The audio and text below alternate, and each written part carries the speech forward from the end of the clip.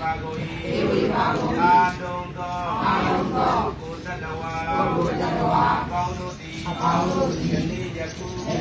မိသားစုများသုခသောအဖို့ကိုရာဇာယီ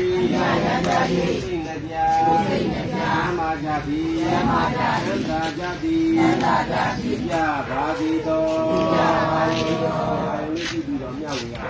အာလုံးသာသာ